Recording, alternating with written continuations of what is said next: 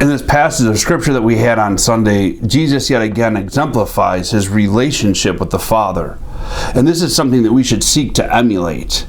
Constantly throughout the Gospels, we watch Jesus interacting with the Father in this whole, complete, beautiful dependence. Here he is in this passage. He's in the midst of his ministry. He's certainly busy. He's going to heal this guy, right? And what does he do in the midst of all that? He looks up and locks eyes with the Father. See, Jesus doesn't compartmentalize his spiritual life. There is no holy day for him. It is all holy. He is in constant communion with the Father.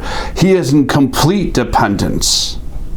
He is committed to communicating with the Father. He is constantly in submission to the Father. I was praying the other day of several weeks ago, maybe a couple months ago at this point, and I had this realization as I looked through my life currently. Anything in my life that wasn't tethered to prayer was faltering, at least, if not worse.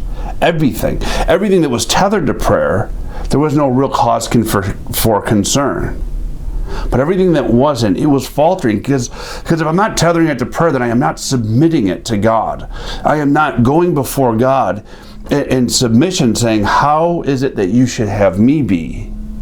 But rather, I take those things and I begin to apply what I think to those areas of my life.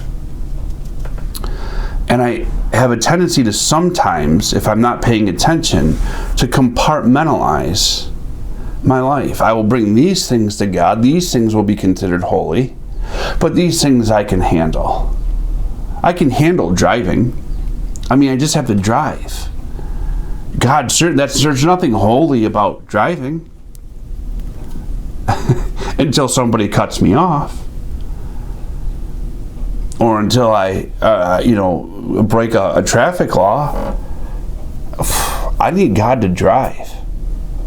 There is nothing in my life that I don't need God for, that I don't need to pray about, that I don't need to submit to. Nothing. Even eating, sustaining myself. I don't do that properly without God's help. I eat the wrong things and too much of it. I don't get enough exercise. I'm not patient when I drive. I'm a different person when I drive than when I don't drive. Heck, taking a walk around the neighborhood is unsafe for me if it's not tethered to prayer. Listen, there wasn't anything in Jesus Christ's life that he was not bringing into prayer. Constant, consistent communication and dependence and submission. Committed to this.